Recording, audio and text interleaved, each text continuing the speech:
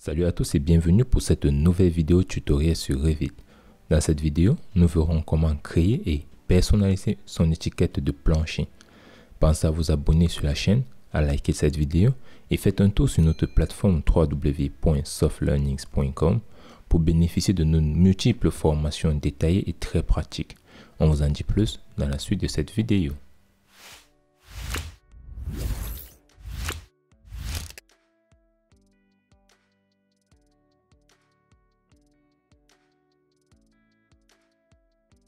Pour commencer cette vidéo, nous allons démarrer à partir d'un gabarit de travail qui est fourni par la maison Autodesk. On va cliquer sur Nouveau modèle et dans Nouveau, on va choisir Gabarit de construction. On va sélectionner, on va faire OK et on va attendre que le gabarit s'ouvre. Une fois que nous sommes dans notre gabarit, nous allons commencer par faire quelques paramètres de base qui sont des paramètres que vous devez réaliser lorsque vous voulez débuter un projet. Nous avons réalisé une vidéo à ce sujet que nous vous conseillons d'aller voir. Le lien se trouve dans la description. Première des choses, c'est que nous allons paramétrer les unités. On peut aller dans l'onglet Gérer et dans le groupe de fonctions paramètres, nous avons Unité. On va cliquer sur Unité et on va vérifier nos unités de longueur. On va sélectionner l'unité. On aimerait que ce soit le centimètre. On va prendre le centimètre, on va mettre avec une décimale après la virgule et on pourra soit supprimer le 0 en fin de chaîne ou laisser. On va par exemple mettre supprimer le 0 en fin de chaîne, on va faire OK. Les mètres cubes ou bien le volume, les surfaces, on va laisser ainsi. On va faire OK. Ça, c'est la première des choses à réaliser. La deuxième des choses, c'est de vérifier le niveau topographique du projet et le niveau de base de notre projet. Pour cela, on va aller se mettre sur une vue d'élévation. On va prendre l'élévation est, par exemple, de notre projet. On va aller dans la boîte de dialogue remplacement de visibilité graphisme. En allant dans notre boîte ou dans notre palette de propriétés, au niveau de la commande de remplacement de visibilité graphisme, on peut cliquer sur Modifier. Pour accéder à la boîte de dialogue remplacement de visibilité graphisme, on peut aussi utiliser le raccourci clavier VV. Donc on va utiliser VV. Et lorsqu'on est dans la boîte de dialogue remplacement de visibilité graphisme, on va descendre au niveau de la catégorie Site. Donc on descend, on se retrouve au niveau de Site. On va développer le site. Et on va activer les points de base du projet et le point de topographie. On va activer, on fait OK. Lorsqu'on le rend visible, on se rend compte que le point de base du projet et le point de topographie sont au même endroit. Ce que nous voulons cette fois-ci, c'est de définir le point de topographie de notre projet, c'est-à-dire son altitude par rapport au niveau de la mer, par exemple. En France, c'est particulièrement le niveau NGF, donc le niveau général de France. Et pour ce faire, nous allons simplement venir dans l'onglet Gérer toujours. Maintenant, dans le groupe de fonctions emplacement du projet, on va simplement cliquer sur coordonnées à ce niveau et on va prendre spécifier les coordonnées du point. Lorsqu'on prend spécifier les coordonnées du point, on va venir là maintenant sur nos différents niveaux et on va choisir le niveau 00 de notre projet qui est celui-ci. On le sélectionne, on va mettre son élévation. L'élévation par exemple, on va prendre 100. Ça sera 100.5 NGF, donc ça va nous faire 100.5, donc ça va faire 50. Rappelez-vous, on travaille en centimètres. On va mettre 150, on va faire OK. Une fois qu'on a fait OK, on se rend compte que là, on n'a pas de différence. Par contre, si vous dézoomez, vous allez vous rendre compte que le niveau, cette fois-ci, de topographie de votre projet se trouve loin en bas, dans le niveau 0 ici. Et le niveau de projet reste toujours sur votre ligne, ce qui reste correct. Une fois qu'on a fait ceci, pour se rassurer de ce que nous avons fait, on va par exemple sélectionner un niveau, on va faire modifier le type. On regarde dans la palette de propriétés, du type, on va voir que au niveau de la commande référence de l'élévation, on peut sélectionner soit le point de base de projet, soit le point de topographie. On va prendre le point de topographie, on va faire appliquer. On se rend compte qu'effectivement notre niveau 0 se trouve à 100.5, ce qui est correct. On va revenir mettre au niveau du point de base, on va faire OK. Et on va supprimer tous les autres niveaux qu'on ne va pas utiliser. On va supprimer ces niveaux. Supprimer, on va faire OK. On va revenir au niveau 1, qui est celui-ci. On va placer nos murs. On va prendre le mur. Ensuite, on va dire que nos murs vont aller dans le sens de la hauteur. Et ils doivent s'arrêter au niveau 2. On va prendre un rectangle. Par exemple là. Ensuite, on va diviser notre rectangle par exemple en deux, qui est ici. Et maintenant, ce qu'on va faire, c'est qu'on va placer nos planchers sur ces différentes zones. Pour cela, on va venir dans notre arborescence de projet. On va aller se mettre au niveau 2. Au niveau 2, nous avons le niveau en fond de plan qui est le niveau 1, ce qui est correct. On va venir dans notre onglet architecture. On va choisir sol par exemple. Lorsqu'on va cliquer sur sol, on va venir à ce niveau, on va choisir par exemple notre sol plancher sur place de 225 mm. Dans lequel, si nous cliquons simplement dans modifier le type, nous allons voir que ça nous donne une ossature de 17,5 avec une finition de 5 cm, ce qui est OK. On fait OK et on va donc continuer. On va prendre simplement un rectangle, on va se mettre là et on va aller jusqu'à la fin ici. On va valider le premier. Ensuite, on va demander souhaitez-vous que les murs atteignent le plancher qui se trouve à ce niveau. On va mettre ne pas attacher. Deuxième fois, cette fois-ci, on va aller dans structure et on va prendre sol. On se rassure toujours qu'on a pris le même sol et vous allez comprendre pourquoi. On va venir, on va prendre rectangle cette fois-ci une deuxième fois. On va prendre de ce point à celui-ci. Nous avons terminé et on va valider. On va faire ne pas attacher. C'est OK. On pourra supprimer le sens de portée qui ne nous sert pas pour le moment.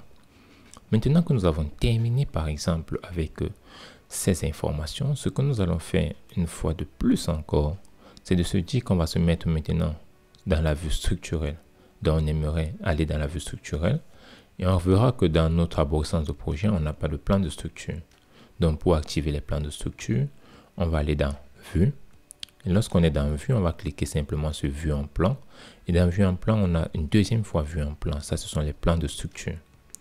Une fois qu'on entre dans les plans structurels, comme vous pouvez remarquer directement sur le type de plan qui sera sélectionné, on va sélectionner le niveau 1. On voudrait juste travailler sur le plancher haut du niveau 1. Donc on va faire OK. On est sur le plancher haut du niveau 1. Vous allez remarquer cette fois-ci que dans votre arborescence de projet, vous avez plan de structure qui apparaît. On va venir, on va vérifier. On est sur le plancher du niveau 1, ce qui est bon. Deuxième étape, on va venir faire modifier le type sans rien sélectionner. Donc rassurez-vous, vous n'avez rien sélectionné. Vous faites modifier le type. On va vérifier la direction de vue. Nous, on aimerait bien que le plancher haut, donc on doit regarder vers la hauteur au niveau 1. On veut regarder vers le haut. On fait OK. Maintenant, là, on regarde vers le haut. Ensuite, on va paramétrer la plage de vue. Nous avons aussi réalisé une vidéo où nous vous expliquons comment paramétrer la plage de vue. Nous allons vous mettre cela dans le lien, dans la description de cette vidéo. On va mettre la plage de vue au niveau 2, décalage 0. On va faire notre coupe à 150.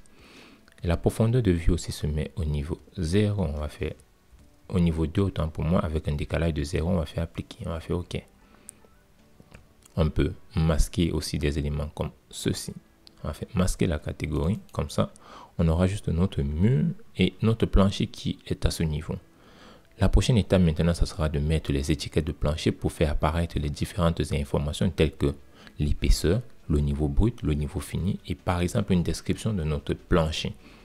Pour ce faire, on va donc créer maintenant notre étiquette. On va aller cliquer sur fichier. Et lorsqu'on clique sur fichier, on va prendre nouveau, on va prendre une nouvelle famille.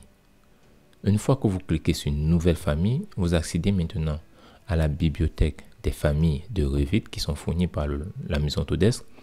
À ce niveau, lorsque vous êtes à l'extérieur, vous avez les familles de création des modèles que vous avez à ce niveau. Mais ce que nous voulons aujourd'hui, c'est de créer des étiquettes donc, qui nous renverront, des étiquettes qui renverront les informations qui sont contenues déjà dans notre projet. On va aller dans annotation et on va aller au niveau d'étiquettes. On voit qu'on a les étiquettes d'appareils métriques, d'appareils téléphoniques. Ce que nous voulons, c'est de chercher des étiquettes de sol. On va essayer de regarder pour voir s'il existe des étiquettes de sol. Et on peut se rendre compte qu'on n'a pas d'étiquette de sol. Donc, ce qu'on va faire, on va sélectionner étiquette générique métrique. Donc, on va descendre simplement, on va choisir étiquette générique métrique. On va faire OK. Une fois, désolé. Une fois qu'on a fait OK, on a un message d'information qui apparaît là. Il est souvent bien de pouvoir lire le message et de comprendre ce que ça veut dire. On va regarder, on va dire utiliser les propriétés, / catégorie et paramètres de famille pour définir la catégorie de l'étiquette. Le point d'insertion se trouve à l'intersection des deux plans de référence. Et supprimer cette remarque avant l'utilisation. Pas de souci, on va supprimer et on va voir comment ça fonctionne. On a pris une catégorie, une étiquette générique. Ce que nous voulons, c'est de transformer cela en une étiquette de sol. Alors la première des choses à faire, c'est de choisir quelle catégorie d'objet cette étiquette sera dédiée. On va venir cliquer à ce niveau qui s'appelle catégorie et paramètres de famille. Une fois qu'on a cliqué, on a la boîte de dialogue catégorie et paramètres de famille qui apparaît. On va venir à ce niveau, on va choisir étiquette de sol. On va descendre au niveau de étiquette de sol. Là, nous avons étiquette de sol, on va sélectionner, on va faire OK. Une fois qu'on a fait OK, maintenant, cet espace de travail est paramétré avec les paramètres de sol.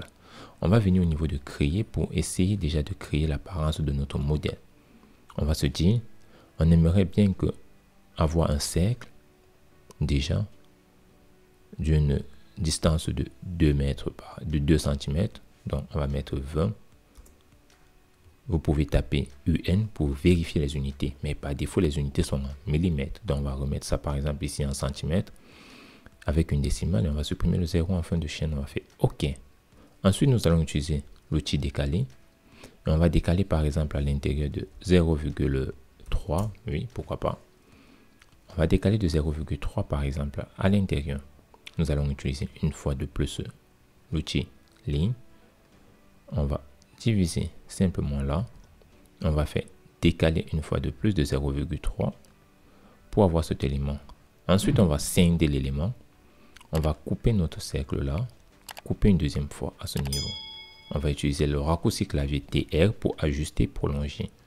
Ça se trouve juste ici, la commande de ajuster, prolonger en angle. On va faire ceci. Et on pourra supprimer les autres éléments. Donc l'objectif c'est d'avoir ici l'information de l'épaisseur de notre plancher. À ce niveau, le niveau brut, là le niveau fini, et là par exemple la description de notre plancher. Comment faire pour faire sortir toutes ces informations? On va simplement venir encore dans l'onglet créer. Et quand on est dans l'onglet créer, on va cliquer sur libeler. Et une fois qu'on a choisi notre libeler, on pourra choisir la police ou la taille de notre écriture en faisant seulement modifier le type. Et on pourra regarder ce qui se passe ici. On va par exemple prendre à ce niveau que les épaisseurs doivent sortir un peu plus gras. Donc on va prendre par exemple 5 mm. On va dire que ça doit sortir en gras. Je vous conseillerais de donner des noms que vous pouvez facilement reconnaître. On va prendre transparent. On va venir à ce niveau, on va diminuer le décalage du cadre par rapport au texte. On va mettre 0,07. Ensuite, la police du texte, on va laisser Arial et on va mettre 5 et on va activer le gras. Une fois que vous avez cela, vous avez fait cela, vous allez simplement cliquer dans la zone où vous voulez mettre votre texte et on aura la boîte de dialogue modifier le libelet qui va apparaître et qui va renfermer toutes les informations contenues ou bien les informations ou paramètres intégrés dans le modèle sol. Ce que nous voulons, c'est de chercher l'épaisseur de notre béton brut, donc l'épaisseur du porteur. Vous allez venir dans la liste de paramètres, vous allez chercher épaisseur du porteur. Le voici ici. Vous pouvez le sélectionner et cliquer simplement sur ajouter les paramètres au libelet ou double-cliquer sur l'élément. Là, j'ai double-cliqué sur l'élément, j'ai épaisseur, le nom du paramètre épaisseur du porteur. Nous avons un préfixe, nous avons l'exemple de valeur. Donc, à quoi ça va ressembler? On va par exemple mettre qu'on voudrait que ça affiche 20. Pour avoir un peu de détail, on peut mettre que en préfixe, on aimerait que ça nous mette EP 2 points égale 2 points espace plutôt et on a là 20. Mais ce n'est pas tout. Une fois que vous avez fait cela, vous allez sélectionner toujours votre paramètre et on va modifier les unités. Si vous laissez les unités par défaut, lorsque vous allez travailler sur un projet, si vous travaillez en mètres, les informations vont s'afficher en mètres. Si vous travaillez en décimètres, les informations vont s'afficher en décimètres. Or, ce que nous voulons, c'est que l'épaisseur reste toujours en centimètres. On va donc désactiver, utiliser les paramètres du projet. On va garder le centimètre avec une décimale après la virgule. Et on va supprimer les zéros en fin de chaîne. On va faire OK. Ensuite, on va faire OK pour une deuxième fois.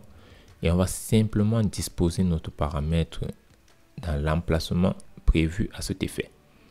On va se dire par exemple que là, on va disposer le paramètre ici. On va déplacer comme ça et on va mettre là. OK. On va dire que on voudrait que l'épaisseur de notre plancher apparaisse dans cet espace. Il est maintenant question qu'à ce niveau, qu'on puisse mettre le niveau fini et le niveau brut. Pour cela, on va encore venir dans créer. Et lorsqu'on sera dans créer, on va faire libeller. Cette fois-ci, on aimerait utiliser une valeur qui ne sera pas en gras. On va faire modifier le type. On va faire dupliquer. On va toujours laisser 5 mm. Mais on va désactiver le gras simplement. On va faire OK. On va cliquer là. Et une fois qu'on a cliqué, on va venir dans nos informations. On va avoir ce qu'on appelle ici élévation au niveau du noyau inférieur et élévation au niveau du noyau supérieur. Si nous prenons élévation au niveau du noyau supérieur, ça va nous donner l'élévation par rapport au niveau 0 du projet directement au-dessus de notre plancher coulé. Donc, ça sera le niveau brut. À ce niveau, on va simplement sélectionner, on va envoyer de l'autre côté. Et on va mettre en préfixe, par exemple, B, 2 points, espace. Et on va mettre les unités ou bien l'exemple de valeur que ça pourra prendre. On va mettre 555.22 pour dire que ça peut prendre 3 valeurs. Et ensuite, on aimerait que ça puisse prendre 2 décimales après la virgule. Mais ça ne suffit pas. On va sélectionner, on va venir cliquer une fois de plus sur modifier le paramètre. On va mettre les unités en mètres pour que ça puisse nous afficher les valeurs toujours en mètres, quelles que soient les valeurs de notre projet. Et que ça nous laisse les zéros en fin de chaîne si on n'a pas de valeur. Ainsi, on aura l'exemple qui apparaît à ce niveau. On va faire OK. Mais on ne va pas cliquer OK une fois. On va directement mettre le niveau fini. On va prendre dans élévation en haut. On va faire élévation en haut. On va remettre notre élévation en haut à ce niveau. Et on va mettre cette fois-ci, par exemple, 777.77. On va mettre F pour fini. Et on va venir modifier simplement fini F 2 points. Vous mettez 2 points espace. On va venir faire modifier l'élément. On va mettre là le centimètre, le mètre autant pour moi. 2 décimales une fois de plus. Sans supprimer les zéros en fin de chaîne, on va faire OK. Maintenant que nous avons fait OK, nous avons paramétré nos informations. On va cliquer là une deuxième fois. Vous allez vous rendre compte que là, lorsqu'on clique une fois, on se rend compte que nos informations apparaissent directement ici. Si en étant, les informations sont alignées. Une méthode sera par exemple de réduire de cette manière pour que chaque fois qu'on aura le brut, ça pourra apparaître en haut. Bien sûr, vous pouvez déplacer pour disposer dans votre cercle. Chaque fois qu'on aura le brut, il apparaîtra en haut et le fini apparaîtra par exemple en bas. Mais cette méthode n'est pas bonne parce qu'il peut arriver que les valeurs ne suffisent pas et vous aurez ce problème. Alors ce qu'on va faire simplement, c'est qu'on va venir dans notre libelet. Donc pour aller là-bas, vous allez sélectionner votre libelet, vous allez cliquer sur modifier le libelet. On arrive sur modifier le libelet, voici les informations que nous avons. On va simplement cocher la case couper pour que lorsqu'on a ce paramètre, on part directement à la ligne pour mettre le deuxième paramètre. En plus, ce que nous voulons, c'est que le niveau brut soit en bas et le niveau fini tout en haut. Donc on va sélectionner le niveau haut, élévation en haut, on va mettre juste en haut, on va faire OK. Voici ce qu'on aura. C'est normal que ça se passe ainsi. On va simplement cocher la case et on aura ça. Donc, ce qui fait que même si je me déplace n'importe comment, j'aurai toujours les informations qui vont rester dans ma case. Donc, ce que je ferai, c'est que je mettrai par exemple là et je vais m'arrêter ainsi. Je vais maintenant mettre ici une description pour mon plancher. Je vais venir dans créer, je prends libeler une deuxième fois et cette fois-ci, je vais prendre un 3 mm. Et pour faire un peu design, on va changer par exemple la couleur. On va prendre une couleur bleue par exemple. On va faire OK. On va faire OK. Et on va cliquer simplement à ce niveau. Et on va choisir par exemple commentaire. Et on va mettre là comme un commentaire simplement. On va sélectionner notre élément. On va mettre à ce niveau. On se rend compte que l'arrière-plan de notre texte est opaque. Ce qui n'est pas très intéressant parce que il peut arriver qu'on a des informations qui apparaissent derrière. On va mettre transparent, on va faire OK. Voilà. Il est plus intéressant de cette manière.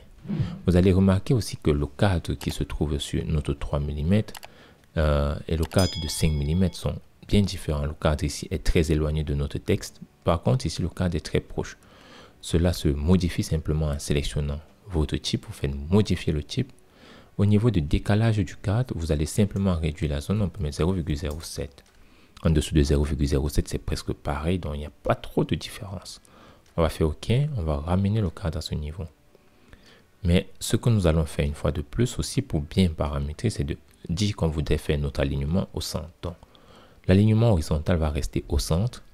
L'alignement vertical ici qui est au milieu, c'est-à-dire si nous avons plusieurs informations, ça va faire un alignement par rapport au milieu. Donc ça va déplacer, ça va mettre du texte en bas et en haut. Ça peut être contraignant parce que si vous avez un long texte et que ça doit toucher votre cercle, là ce n'est plus intéressant.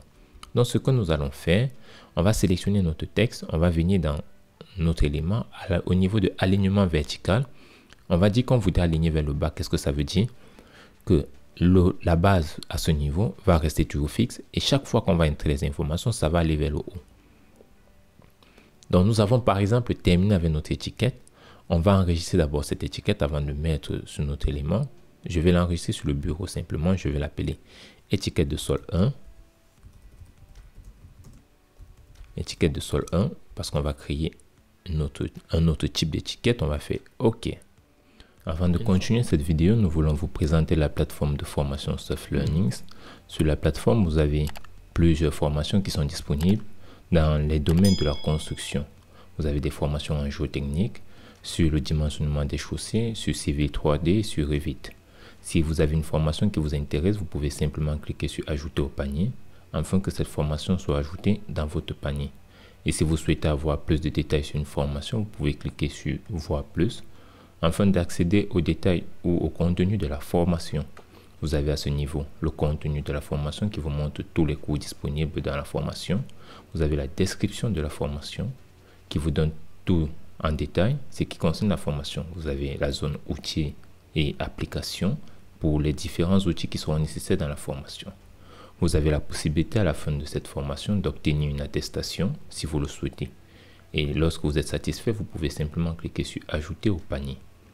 Une fois que votre formation est ajoutée au panier, vous pouvez aller dans votre panier afin de régler votre facture. Pour cela, vous allez avoir toutes les formations que vous avez prises et là, vous allez cocher simplement accepter les conditions générales. On va procéder au paiement. Une fois que vous procédez au paiement, vous avez plusieurs options qui sont disponibles.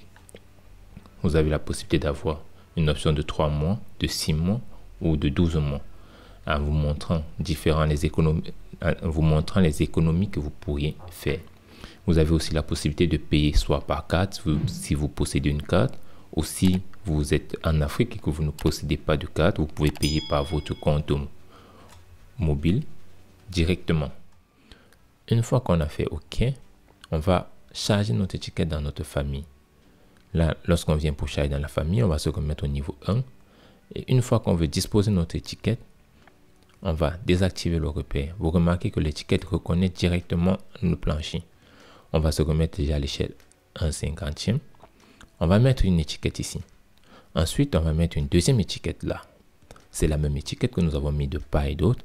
Mais nous nous rendons compte que nous avons deux informations différentes ou bien des affichages différents qui apparaissent de part et d'autre. Sur cette étiquette, nous avons juste le niveau fini qui apparaît, qui est à 4 mètres.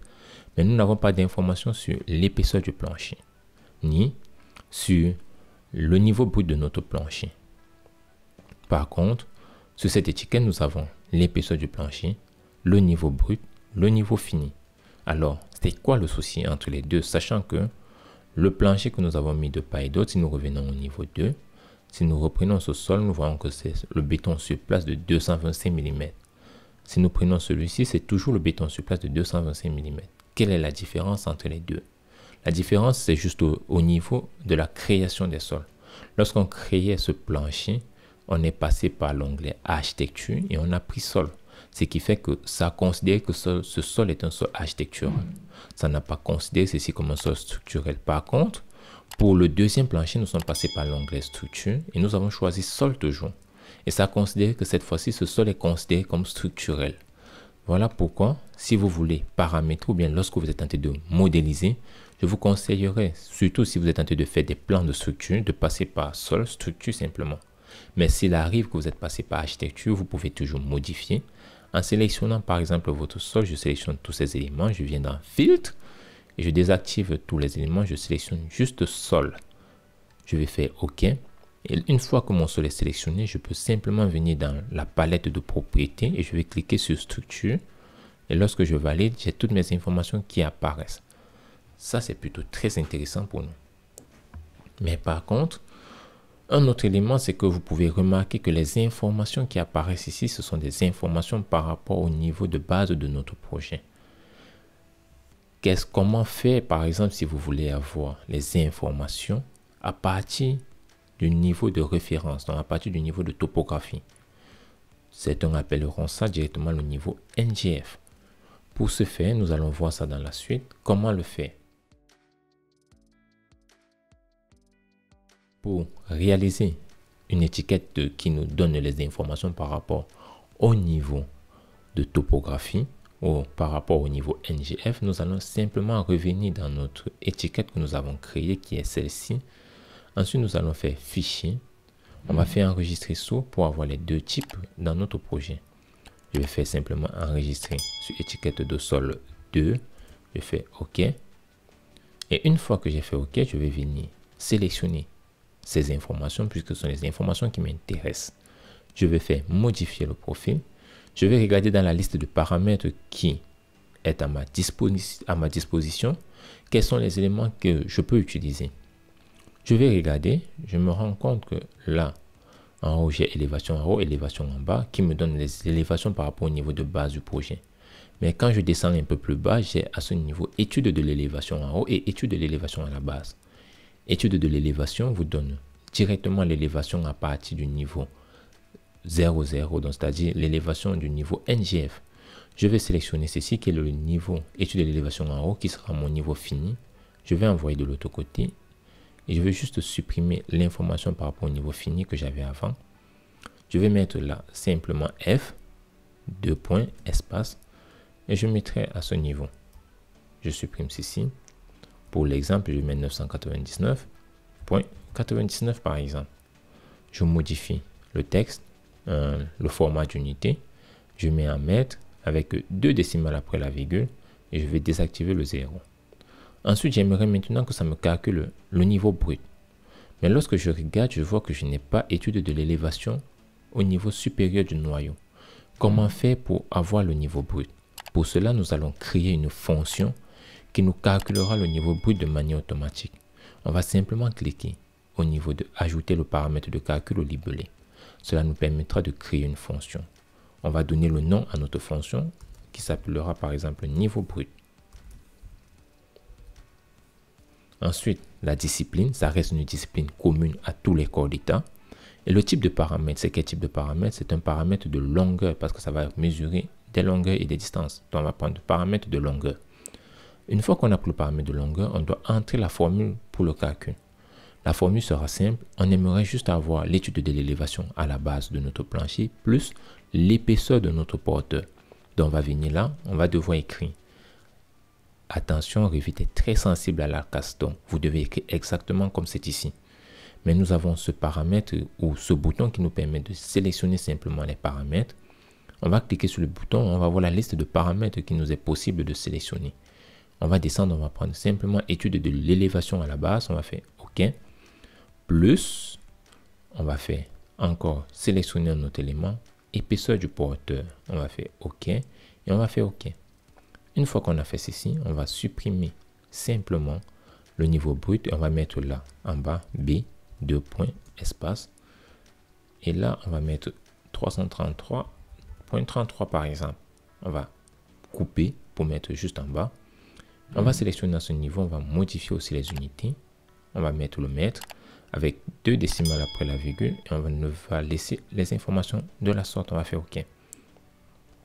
A priori, lorsqu'on regarde ainsi, on a l'impression qu'on a toujours les mêmes paramètres que tout à l'heure. On va faire enregistrer. Ensuite, on va charger ceci dans le projet. Et une fois qu'on aura chargé, on va venir encore sur notre niveau 1 où on pourra le disposer. Mais on va faire échappe simplement. On va sélectionner cette étiquette. On va venir dans notre élément. On va voir qu'on a étiquette de sol 1 et ensuite nous avons étiquette de sol 2. On va prendre étiquette de sol 2 qu'on va mettre là.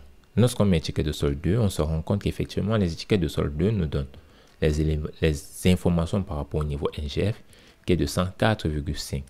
Si nous allons au niveau de l'élévation Est, nous allons voir que le niveau 2, par exemple, se trouve à ce niveau. Si on fait modifier le type et qu'on prend le point de topographie, on fait OK, on voit que c'est effectivement à 104,5. Donc, on vient là, le niveau fini se trouve à 104,5. et le niveau brut se trouve à 104,45. Rappelez-vous, lorsqu'on sélectionne par exemple notre plancher, on fait sélectionner le sol simplement, et qu'on part dans modifier le type, on va dans structure, on se rend compte que la finition fait 5 cm. Donc, quand on fait 104,5 moins 5 cm, on a 104,45, ce qui est calculé de manière automatique. Là, vous avez vu comment le faire. Et si vous sélectionnez par exemple votre étiquette, vous pouvez mettre par exemple une description de votre plancher. On va dire par exemple ici que cette zone, c'est par exemple du béton coulé sur place. Coulé sur place de 17,5, 17,5 plus 5 cm par exemple. On voit que voici les informations qui apparaissent. Vous voyez que c'est très bien. Là, nous avons dit que là, c'est une terrasse. On va prendre terrasse accessible. On va mettre OK par exemple. Donc, nous avons les informations qui sont là. Tout ce qui nous reste à faire, c'est de prendre juste les lignes de détail et de définir la zone. On pourra venir simplement dans Annoter. On a ligne de détail. On va venir prendre notre extrémité là.